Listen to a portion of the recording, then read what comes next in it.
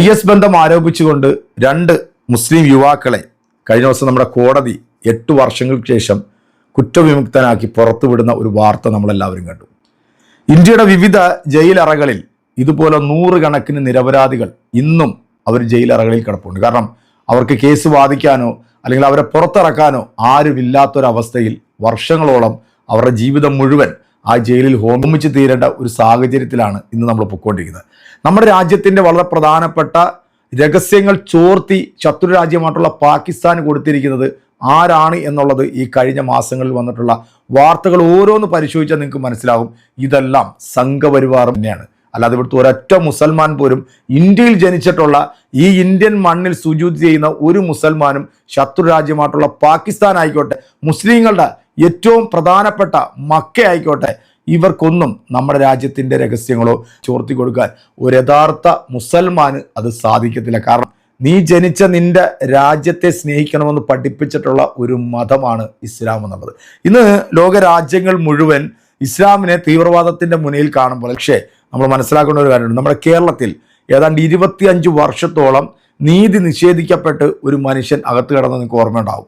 ആ മനുഷ്യൻ 25 വർഷങ്ങൾക്ക് മുമ്പ് കേരളത്തിലെ പൊതുസമൂഹത്തോട് വിളിച്ചു പറഞ്ഞിട്ടുള്ള ചില കാര്യങ്ങളുണ്ടായിരുന്നു. ബാബരി മസ്ജിദ് തകർന്നതിന് ശേഷം അദ്ദേഹം നടത്തിയിട്ടുള്ള ഓരോ പ്രസംഗങ്ങളും ഒരു പക്ഷേ ചിലപ്പോൾ നിങ്ങൾ കേട്ടിട്ടുണ്ടാവും. 1000 പള്ളികൾ പൊളിക്കപ്പെട്ടാലും ക്ഷേത്രത്തിന്റെ മുറ്റത്ത് നിന്ന് ഒരു പിടി മണ്ണ് പോലും വാരാൻ പാടില്ല എന്ന് പറഞ്ഞ ആ മനുഷ്യനെ തീവ്രവാദത്തിന്റെ പേരിൽ പീഡിപ്പിച്ചത് 25 വർഷം. അദ്ദേഹത്തിന്റെ യൗവനം, കുടുംബം എല്ലാം നശിപ്പിച്ച് അദ്ദേഹത്തെ കൊല്ലാക്കൊല ചെയ്തിട്ട് ഇപ്പം ജാമ്യത്തിലാണ് അദ്ദേഹം ഇപ്പോഴും പുറത്ത് കഴിയുന്നത്.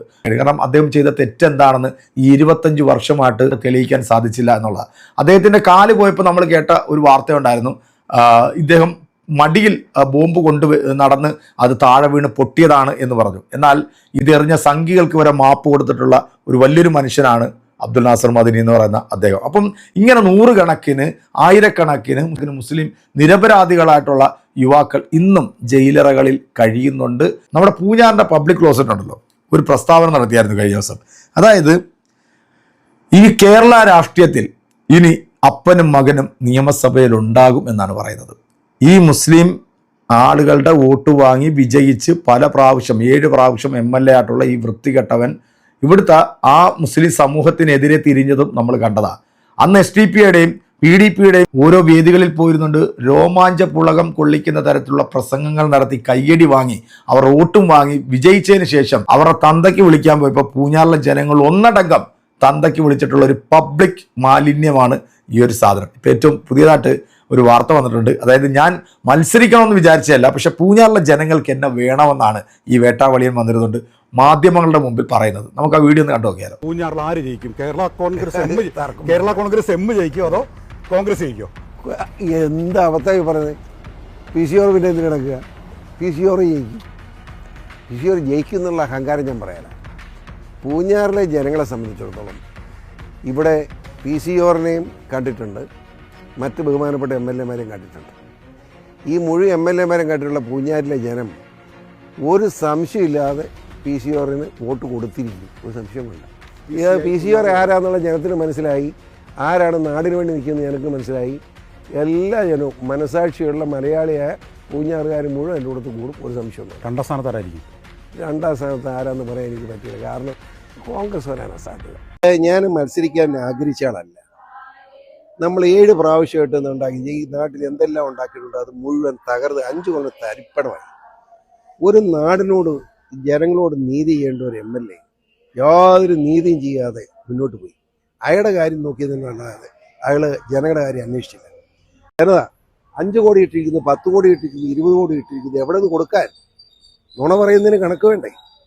ഒരു കാര്യം ഒരിക്കലും ഒരിടത്ത് ചെന്നപ്പോൾ അടിയുണ്ടായി.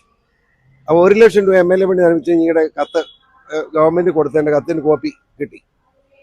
അത് നാട്ടുകാരെ കിട്ടി. അത് വായിച്ചു. 1 കോടി കിട്ടിയില്ല, അത്രയെങ്കിലും ആട്ടെന്ന് പറഞ്ഞു. അപ്പോൾ അത് പടി ഉദ്ഘാടനത്തിൽ മതി. പണി ഏത് ഓർഡറായിട്ടില്ല. അപ്പോൾ നോക്കിയ ബോർഡ് 5 ലക്ഷം രൂപ വെച്ച് MLAക്ക് അഭിവാദ്യം. അപ്പോൾ ഞാൻ ചോദിച്ചു തന്നെയാണെന്ന് ചോദിച്ചു. നീ കൊടുത്താലേ ഇത്? അതെ. പിന്നെ ഈ 5 എഴുതി അത് ആരാണ്ട് എഴുതിപ്പോയാന്ന്. എങ്ങനെ ഇരിക്കും? അടിയല്ലാത്തല്ലെന്നാണ്. ഇതൊക്കെ നാണക്കേട്, ഒരു അപമാനമാണ്. MLA വർഗത്തിന് അപമാനം ഉണ്ടാക്കിയിരിക്കുക. പറയാതിരിക്കാൻ പറ്റില്ല. എനിക്ക് അയാളെ പറ്റി വ്യക്തിപരമായി പറയുന്നത് ഇഷ്ടമില്ലാത്തതുകൊണ്ട് ഞാൻ ബാക്കി പറയാത്ത. ഇവിടുത്തെ ഗവൺമെൻറ് ആശുപത്രിയുടെ ഗതിയൊന്നും മുണ്ടക്കയത്തെ മാത്രം വേറെ ഒരിടത്തും പറയുന്നില്ല. ഗവൺമെൻറ് ആശുപത്രി എന്ത് ചെയ്യും?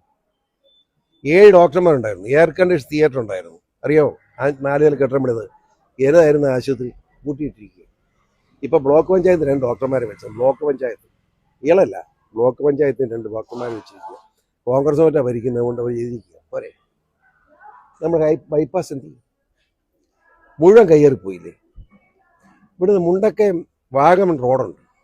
എനിക്ക് സങ്കടം അതല്ല, 46.5 കോടി രൂപ കൊടുത്തു. 35 കോടി ആദ്യം, പിന്നെ 11.5 കോടി കൂടെ. 46.5 കോടി രൂപ കൊടുത്ത് പണി തുടങ്ങിയ സാധനമാണ് ഇപ്പോൾ വാഗമണ്ണിൽ നിന്ന് ഇങ്ങോട്ട് 3.25 മീറ്റർ വീതി ടാർ ചെയ്യുക. അതെന്തിനാണ്? 5 മീറ്റർ വീതി ടാർ ചെയ്യാൻ വേണ്ടി കാശ് കൊടുത്തിരിക്കുക. ഈ കാശ് എന്ത് ചെയ്യും? ആര് കട്ടുനിന്നു? ഇതിനൊക്കെ പരിഹാരം ഉണ്ടാകണം. ഇങ്ങനെ നാട് നശിച്ചു. ഇനി തിരികെ ഈ നാട് വരണമെങ്കിൽ ഒന്നും കൂടി വന്ന് ജനങ്ങളെ ബോധ്യപ്പെടുത്തി വരാൻ നിന്ന് തലമുറ എന്ത് ചെയ്യണം എന്ന് അവരെ ബോധ്യപ്പെടുത്തണം എന്ന് തോന്നിയത് കൊണ്ടാണ് ഞാൻ മത്സരിക്കാൻ. ഇത് മത്സരിക്കല്ല, മാർഗമില്ലാതായി. അതുകൊണ്ട് തന്നെ അയാൾ നിർബന്ധിച്ചെന്നെ മത്സരിപ്പിക്കുക. മിനിറ്റ് വെച്ച് കാര്യം മാറുക.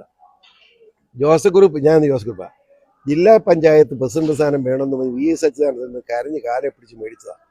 ജില്ലാ പഞ്ചായത്ത് പ്രസിഡന്റ് ആയി കഴിഞ്ഞ് ഒരു മാസം കഴിഞ്ഞപ്പോൾ കാര്യം മാറി മാറിപ്പോയി. മര്യാദയാണോ? ഈ 1 മാസം മുമ്പ് 1.5 മാസമായില്ല, ഈ രമേശ് ചെന്നിത്തലയും വളരെ കോൺഗ്രസ് നേതാക്കാൻ വിളിച്ചു ചോദിച്ചു, അവിടെ ചെന്നിരിക്കുന്നത് കോൺഗ്രസ് ആകണമെന്ന് പറഞ്ഞു. LDFിന്റെ MLA ആണ് ഈള്, മാണി ഗ്രൂപ്പിന്റെ MLA അല്ലേ അയാള്. അവിടെ ചെന്നിരിക്കുക കോൺഗ്രസ് ആകണമെന്നും പറഞ്ഞു. അതെ, ജോസ് കെ മാണിയും കാല് വാരിക്കൊണ്ട. ഈ സ്വഭാവം കൊണ്ടവരുത് ബ്ലേഡ് മനസ്ഥിതിയാണ്. ഈ മനസ്ഥിതിയുള്ളവരുമായിട്ട് നാട് നിൽക്കുന്നത് ശരിയല്ലാത്തതുകൊണ്ടാണ് ഞാൻ മത്സരിക്കില്ല. കേട്ടല്ലോ നമ്മുടെ സരിതക്കുട്ടൻ്റെ ഇച്ഛായം പറഞ്ഞത്. അതായത് ഇന്നേ വരെ ഒരു പ്രസ്ഥാനത്ത് നിന്നിട്ട് കാല് വാരാത്ത സത്യസന്ധനായ നീതിയുക്തനായിട്ടുള്ള ഒരു മുൻ MLA കൂടിയായിട്ടുള്ള ആളാണ് ഇപ്പം വന്നിട്ട് പറയുന്നത് ജോസ് കെ മാണിയുടെ പാർട്ടിയിൽ നിന്ന് ഇന്ന ആൾ കോൺഗ്രസിലോട്ട് പോകാൻ പോകുന്നു. നാണോ ഉളുപ്പവും മാനവും ഉണ്ടാകും. കാണ്ടാമൃഗത്തിൻ്റെ തൊലിയെക്കാട്ടിലും കഷ്ടമാണ്. ഈ ഊള വന്നിരുന്നിട്ട് പറയുന്നത് നിങ്ങൾ കേട്ടില്ലേ? അതായത് പൂഞ്ഞാറിലെ ജനങ്ങൾ എന്നെ അങ്ങോട്ട് വിളിക്കുകയാണ്. ഈ 5 വർഷം കൊണ്ട് 7 പ്രാവശ്യം MLA ആയിട്ടിരുന്ന് പൂഞ്ഞാറിന് ഉണ്ടാക്കി കൊടുത്തിട്ടുള്ള വികസനങ്ങൾ മുഴുവൻ 5 വർഷം കൊണ്ട് മൊത്തത്തിൽ തീർത്ത് കളഞ്ഞു എന്നാണ് പറയുന്നത്. ഒരു ഉണ്ടയും ചെയ്തിട്ടില്ല. ഈ MLAയുടെ പോക്കറ്റ് വീർപ്പിച്ചല്ലാതെ വേറൊന്നും ചെയ്തിട്ടില്ല എന്നാണ് നമ്മുടെ വേട്ടാവളിയിൽ വന്നിട്ട് പറയുന്നത്. അപ്പോൾ പൂഞ്ഞാറിലെ ജനങ്ങൾക്ക് ഇനിയും ഈ പറയുന്ന സെപ്റ്റിക് മാലിന്യത്തെ വേണം എന്നാണ് പറയുന്നത്. അതുകൊണ്ടാണ് ഞാൻ ഈ പ്രാവശ്യം തെരഞ്ഞെടുപ്പിൽ മത്സരിക്കാമെന്ന് വിചാരിച്ചത്. എന്താണെങ്കിലും ഈ പ്രാവശ്യം ഞാൻ മത്സരിക്കുന്ന കൂട്ടത്തിൽ തന്നെ പാലയിൽ ജോസ് കെ മാണിയെ തോപ്പിക്കാൻ വേണ്ടി എൻ്റെ മകന് കരുത്തനായിട്ടുള്ള, അതായത് മത്തം കുത്തിയ കുമ്പളം മുളയ്ക്കില്ല എന്ന് പറഞ്ഞതുപോലെ തന്നെ രണ്ടും ഫസ്റ്റാ മാത്രം 2 പേരും ഈ പ്രാവശ്യം നിയമസഭയിൽ ഉണ്ടാകും എന്നാണ് ഇച്ചായൻ വന്നിട്ട് ഗീർവാണം മുഴക്കിയിരിക്കുന്നത്. പാലായിലെയും പൂഞ്ഞാറിലെയും ജനങ്ങൾ അത്ര വിഡ്ഢികളല്ല, മണ്ടന്മാരല്ല എന്ന് ഒരിക്കൽ കൂടി ഈ വേട്ടാവളിയന്മാർക്ക് തെളിയിച്ചു കൊടുക്കുന്ന കാര്യത്തിൽ ഒരു സംശയം വേണ്ട. ആദ്യത്തെ റിസൾട്ട് പുറത്തു വരുമ്പോൾ ഈ അപ്പനും മകനും പൊട്ടിയെന്നുള്ളതിൻ്റെ ഒരു സന്തോഷമുണ്ടല്ലോ, അത് നമുക്ക് പറഞ്ഞറിയിക്കാൻ പറ്റത്തില്ല. അതിപ്പോഴേ നമുക്ക് സന്തോഷമായി തുടങ്ങിയിട്ടുണ്ട്. പക്ഷേ മത്സരിച്ച് പൊട്ടിക്കഴിയുമ്പോഴത്തേക്ക് നമുക്ക് കാണാം ഇനി കേരള രാഷ്ട്രീയത്തിൽ ഏതെങ്കിലും ഒരു പുതിയ പാർട്ടി ഉണ്ടാക്കി അതിനകത്തേക്ക് പോകുക എന്നല്ലാതെ വേറൊരു പ്രസ്ഥാനത്തിലും ഇനി പോകാനുമില്ല. പോയടമെല്ലാം ഇരുന്ന് കുളം തോണ്ടി നോക്കിയപ്പോഴത്തേക്ക് ചെവിക്ക് പിടിച്ച് പുറത്താക്കിയിട്ടുള്ള ഈ ഒരു സാധനത്തിന് ഇനി കേരളത്തിൽ ആരാണ് താങ്ങിക്കൊണ്ട് നടക്കാൻ പോകുന്നത്? എൻ്റെ പ്രിയപ്പെട്ട പ്രേക്ഷകരെ, നിങ്ങളുടെ അഭിപ്രായങ്ങൾ അറിയിക്കുക. അടുത്തൊരു വീഡിയോ കാണാം.